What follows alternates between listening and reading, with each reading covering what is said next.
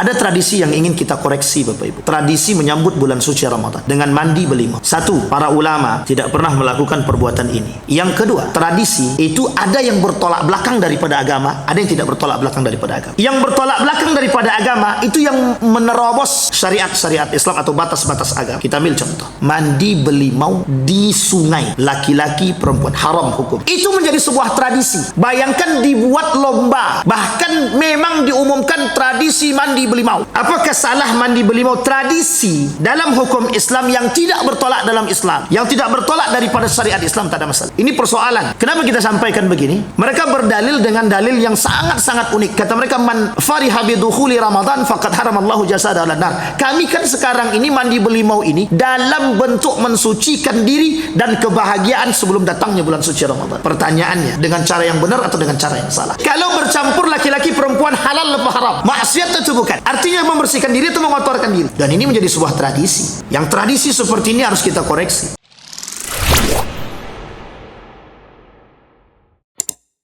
Baik, di dalam Al-Quran itu ada 4 karakter jahiliyah di dalam Al-Quran yang disampaikan oleh Allah di dalam Al-Quran. Sebelum kita menyampaikan itu semua, ada hal yang disampaikan oleh Allah di dalam Al-Quran. Kata Allah di dalam Al-Quran dalam surat Ali Imran ayat 78. Kata Allah, wa inna minhum la fariqan yalwuna alsinatahum bil kitab litahsabuhu minal kitab wa ma huwa minal kitab wa yaquluna huwa min indillahi wa ma huwa min indillah wa yaquluna 'alal kadhib wa hum ya'lamun. Di dalam ayat ini Bapak Ibu, ada hal yang harus kita cari tahu dan kita korelasikan dengan kehidupan. Mencoba melihat keadaan dengan ayat yang Allah sampaikan. Kata Allah, wa inna minhum la fariqan yalwuna alsinatahum bil kitab litahsabuhu minal kitab. Ada orang-orang dengan lisan mereka mengatakan sesuatu ini adalah dari Al-Quran. Tapi kata Allah, wa ma huwa minal kitab. Itu sebenarnya bukan dari Al-Quran. Kemudian kalimat selanjutnya itu juga terjadi dalam hadis baginda Nabi Muhammad SAW. Ada orang yang mengatakan ini hadis Nabi, tapi sebenarnya bukan hadis Nabi. Nah, ini banyak. Dalam kategori hadis ini ada namanya hadis palsu, hadis mungkar, hadis palsu, atau hadis yang sangat-sangat lemah yang diragukan keasliannya. Tapi masih mending karena dia lemah gitu. Perkataan Nabi itu oleh kaum orientalis dikatakan 200 tahun, hadis itu ditemukan 200 tahun setelah Nabi. Tapi itu sebenarnya membantah sekaligus memperkuat. Terlepas daripada itu, ada orang-orang yang mendengar perkataan baginda Nabi Muhammad SAW. Orang yang mendengarkan perkataan Nabi ini, ada yang langsung, ada yang tidak langsung. Sehingga yang tidak langsung ini kadang-kadang itu ada persoalan kepada mereka, apakah lemah daripada hafalan, orangnya berbohong, atau mungkin punya cacat-cacat yang lain tidak jujur. Dan ini adalah sebagai syarat ketika mereka ngambil hadis, diterima atau ditolaknya hadis. Tapi yang uniknya, antara itu semua, ada orang yang ngambil hadis Nabi, dia kata itu Nabi tapi bukan hadis, dia kata itu hadis tapi itu bukan hadis. Kita ambil satu contoh. Dan ini perdebatan para ulama, ada yang mengatakan hadis ini palsu, ada yang mengatakan tidak palsu atau lemah sangat. Kata Nabi dalam hadisnya begini, yang dikatakan hadis tadi, man fariha bidukhuli Ramadan faqad haramallahu jasadahu 'alan nar. Orang yang bergembira datangnya Ramadan, maka jasadnya diharamkan masuk neraka. Ini terdapat dalam kitab Durratun Nasihin. Cuman satu itu kitabnya, yang lain tak ada. Bahkan di dalam hadis-hadis dhaif pun itu enggak ditemukan hadis ini. Maka sebagian para ulama bilang hadis ini lemah banget, atau yang mengatakan palsu gitu. Kaitan hadis ini dengan perkataan Nabi, man kadzdzaba alayya muta'ammidan falyatabawwa maq'adahu minan nar. Orang yang berbohong atas namaku, kata Nabi, maka bersiaplah tempatnya di neraka yang sudah disiapkan, atau ambil tempatlah di neraka. Kembali kepada ayat Al-Quran tadi, begitu juga dengan ayat Al-Quran. Ada orang-orang dia tak mengerti secara hafalannya, mungkin tak kuat, Tapi dia kata mungkin Allah pernah berkata demikian. Mungkin Allah pernah berkata demikian. Bahkan orang-orang mudah sekali mengatakan sesuatu itu datang dari Allah. Allah pernah berkata, padahal Allah tak pernah berkata. Nabi pernah berkata, tapi Nabi tak pernah berkata. Nah, ini yang dikatakan oleh Allah dalam Al-Quran. Nanti kita korelasikan. Litahsabuhu minal kitab wa ma huwa minal kitab. Mereka mengira ini datang dari Al-Quran, tapi ini bukan datang dari Al-Quran. Mereka mengira ini datang dari Islam, tapi bukan dari Islam. Kita ambil contoh. Contoh yang paling sederhana adalah tradisi-tradisi jahiliyah. Ada orang mengatakan tradisi-tradisi jahiliyah itu seperti berpakaian. Orang-orang yang berpakaian ketat, orang-orang yang berpenampilan berkerudung tapi telanjang, orang-orang pakai kerudung tapi celana pendek, lengan pendek, misal. Ada orang-orang pakai celana lepis, nampak lekuk tubuh gitu. Ini sebenarnya bukan bagian daripada tradisi. Tradisi jahiliyah justru tak juga seperti itu. Kalau bahasa lagi lebih parah daripada jahiliyah. Lebih parah daripada itu. Tapi mereka katakan yang penting kami menutup aurat. Ini kan juga diperintahkan oleh Al-Quran. Bukan. Al-Quran memerintahkan menutup aurat, bukan membentuk lekuk tubuh. Al-Quran memerintahkan menutup aurat, tapi bukan menutup atau membuka lekuk tubuh. Ini kaitan dengan ayat tersebut. Kemudian kata Allah, wa yaquluna huwa min indillah, dan dia berkata ini datang dari Allah, kata dia. Wa ma huwa min indillah wa yaquluna 'alal kadhib wa hum ya'lamun. Mereka banyak dustanya, berbicara dengan kedustaan, tapi pada hakikatnya mereka enggak mengerti. Bapak Ibu sekalian yang berbahagia, ingin saya sampaikan adalah dari hadis ini, dari ayat ini, kata Allah, nanti di akhir zaman itu banyak orang-orang yang berbicara tentang sesuatu yang mereka tidak mengerti apa yang mereka sampaikan. Bahkan Nabi kata dalam hadisnya itu, kata Nabi dalam hadisnya itu, akan datang satu masa kepada kita semua, kepada umat akhir zaman itu, sanawatun khadda'at, masa tahun-tahun penuh dusta gitu. Yuhaddithunakum ma antum lam ta'lamun wala aba'ukum lam ma antum lam tasma'un wala aba'. Kalian tidak pernah mendengarkan kalimat-kalimat yang itu, bahkan nenek moyang kalian tak pernah melakukan. Nah, ini kalimat ini disampaikan oleh Nabi dalam hadisnya, kelak di akhir zaman itu akan terjadi sesuatu yang sifatnya syubhat haram, yang kita tidak tahu tapi kita buat. Kita ambil contoh. Ada tradisi. Nah, ini sebentar lagi bulan suci Ramadan nih. Bentar lagi bulan suci Ramadan. Ada tradisi yang ingin kita koreksi, Bapak Ibu. Tradisi menyambut bulan suci Ramadan dengan mandi belimau. Satu, para ulama tidak pernah melakukan perbuatan ini. Itu yang pertama. Yang kedua, tradisi itu ada yang bertolak belakang daripada agama, ada yang tidak bertolak belakang daripada agama. Yang bertolak belakang daripada agama itu yang menerobos syariat-syariat Islam atau batas-batas agama. Kita ambil contoh, mandi belimau di sungai, laki-laki perempuan, haram hukumnya, haram. Ustaz ini keras sekali. Tidak keras Pak, dari sekarang kita perbaiki Pak. Itu menjadi sebuah tradisi. Bayangkan dibuat lomba, bahkan memang diumumkan tradisi mandi belimau. Coba lihat, ya, perempuan yang datang di situ, laki-laki yang datang di situ, bercampur laki-laki dan perempuan. Tradisi yang menerobos batasnya. Apakah salah mandi belimau? Tradisi dalam hukum Islam yang tidak bertolak dalam Islam, yang tidak bertolak daripada syariat Islam, tak ada masalah. Syekh Yusuf Al-Qaradawi mengatakan tak ada masalah.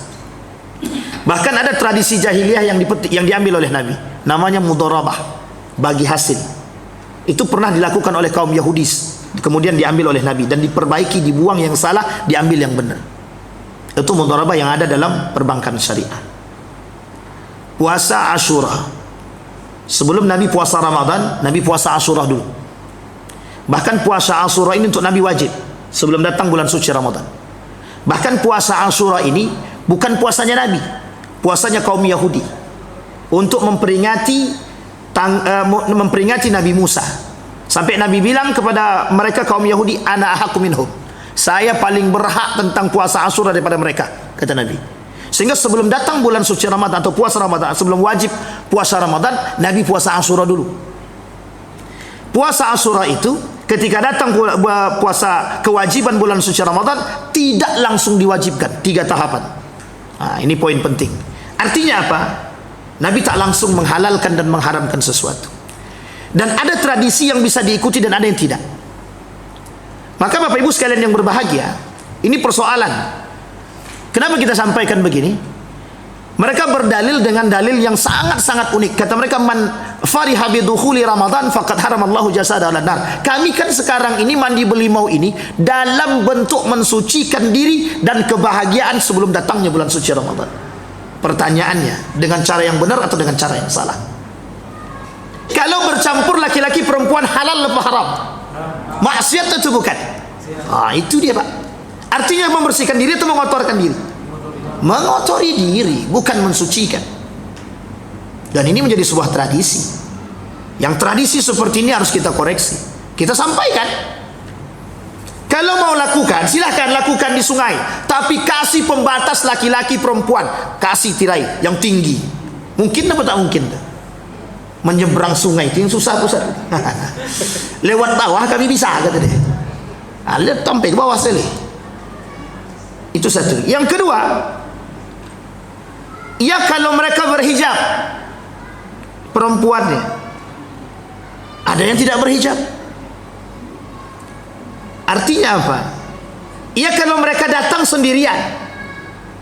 Tapi kalau mereka datang dengan pacarnya, sarana menuju dosa. Kita tak salahkan mandi belimaunya. Yang kita salahkan praktek mandi belimaunya. Ambil daun-daun yang terkandung tadi, jika memang ingin wewangian. Jangan pahami bahwa mandi belimau itu mensucikan diri, bukan. Mengharumkan badan, iya. Mengharumkan. Adakah ini sejarah, Pak Ustaz? Ada. Sejarahnya dulu menyatukan umat muslim melalui tradisi, biar orang senang dengan Islam dengan wewangian. Itu yang dilakukan oleh Fadlan Uqbah. Itu yang dilakukan oleh Ustadz Gramatan dengan sabun, tapi tidak ketika itu posisinya berbeda dengan posisi yang sekarang. Yang ketika itu mereka non muslim. Sampai-sampai Ustadz mengajarkan mandi dengan sabun. Dan harumnya sabun tadi mereka sampaikan, beginikah cara Islam mandi? Iya, kata Ustadz Gramatan. Akhirnya mereka masuk Islam di Papua.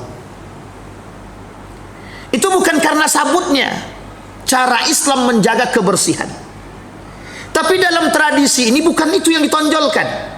Tujuan awalnya menyatukan umat muslim yang ketika itu orang Islam jumlahnya sedikit, dengan memberikan wewangian, menunjukkan kesucian, menunjukkan kebersihan umat muslim, sehingga daya tarik orang untuk masuk Islam semakin tinggi. Hari ini Islam mayoritas. Islam mayoritas. Yang disalahgunakan adalah dalam tradisi itu adalah mereka bercampur baur laki-laki dengan perempuan tanpa ada pembatas. Yang ketiga, dia takutkan dalam tradisi tersebut, mohon maaf, ada kekhawatiran, ada. Jika datang ombak meninggal dalam sungai ataupun di laut, ini menjadi persoalan. Sampai di sini bisa dipahami Bapak Ibu ya. Jadi dalam Islam itu, Islam tidak menolak tradisi yang baik diterima. Persoalannya adalah bukan masalah itunya. Islam punya regulasi, aturan yang harus kita patuhi. Kita ini Bapak Ibu, kita semua ini taklif, hamba-hamba yang terbebani. Jika kita sudah balik, bersyahadat, kita balik, kita dewasa, kita sudah terikat dengan beban. Apa bebannya? Syariat agama. Dan itu yang menjadi aturan dalam kehidupan kita. Itu yang disampaikan oleh Nabi dalam hadisnya, ad-din an-nasihah. Agama itu nasihat. Untuk siapa? Kata para sahabat. Liman? Lillahi wa li rasulihi wa li kitabihi wa li a'immatil mursalina wa ammatihim. Untuk siapa kata Nabi? Kata para sahabat, untuk Allah, Rasulnya, kitabnya, dan para ulama. Begitu juga untuk kita semua. Itu nasihat kepada Ibu. Sehingga apa yang terdapat di dalam agama dalam bentuk regulasi ataupun aturan, itu adalah nasihat. Sampai di sini bisa dipahami Bapak Ibu. Ini bentuk tradisi yang harus kita lawan. Oh, banyak tradisi-tradisi ini Pak. Sehingga mohon maaf banyak tradisi yang dijadikan hukum. Waris, nikah beda agama, nikah adat, pemecahan masalah secara adat, dan lain sebagainya. Dan ini persoalan Pak. Kalaulah agama dipercundangkan atas nama adat, itu muskilah. Itu yang kita tak mau. Maka di dalam Islam, persoalan tradisi Islam tak mempersoalkan sejauh tidak bertentangan dengan syariat Islam. Kita ambil contoh, Eropa punya tradisi gaya hidup barat. Gaya hidup barat itu seperti apa? Celana lepis. Celana lepis koyak-koyak. Uniknya, celana lepisnya pakai koyak-koyak, di atasnya pakai kerudung. Ini masalah Pak. Apalagi sekarang, yang lebih kedinginan tuh yang mana? Laki-laki, bukan perempuan. Perempuan sekarang pede keluar pakai celana, mohon maaf, celana pendek. Laki-laki malu. Harusnya kebalik Pak. Harusnya kebalik. Perempuan tuh malu keluar membuka aurat. Mau betisnya, mau lututnya, mau pahanya, mau keteknya dan lain sebagainya. Harusnya perempuan malu. Itu harga diri. Saya kasih tahu Bapak Ibu. Sebelum tahun 1930-an, maaf, 1940-an atau 50-an, itu orang-orang Eropa tidak ada yang mau menampakkan betis dari bawah lutut sampai ke atas. Sudah mau. Tidak mau dia, pakai tank top tu tidak mau. Tapi tahun berapa? 1950-an. Pada tahun 1970 ke atas mulai berubah. Mulai berubah. Kenapa berubah? Menguasai dunia. Pola pikir yang terus diangkat, kebebasan dalam berfikir dan lain sebagainya. Sehingga yang terjadi adalah merajalelanya westernisasi peradaban atau budaya barat. Sampai ke tempat kita. Perempuan pede, keluar nggak pakai kerudung. Dulu wanita-wanita Melayu, kita semua ini Melayu Pak. Wanita Melayu itu pakaiannya pakai kurung. Kain apa nama, baju kurung. Bapak-bapak juga begitu. Tapi sekarang tak pakai baju kurung lagi. Dah pakai tank top pun dah aman. Nah, coba bayangkan. Uniknya lagi, sekarang tuh penjualan tubuh. Tengoklah di TikTok itu, di Facebook segala macam itu penjualan tubuh perempuan semua. Isinya itu aja. Nah, bapak-bapak jangan cari tahu. Itu jaga mata, katanya mau membersihkan diri, jaga mata. Baik. Nah, kembali kepada poin tadi Bapak Ibu. Kata Allah dalam Al-Quran, mereka mengatakan itu tradisi-tradisi dari Islam. Salah. Tak ada tradisi dari Islam. Itu datangnya dari Allah, bukan. Itu yang dibantah oleh Allah.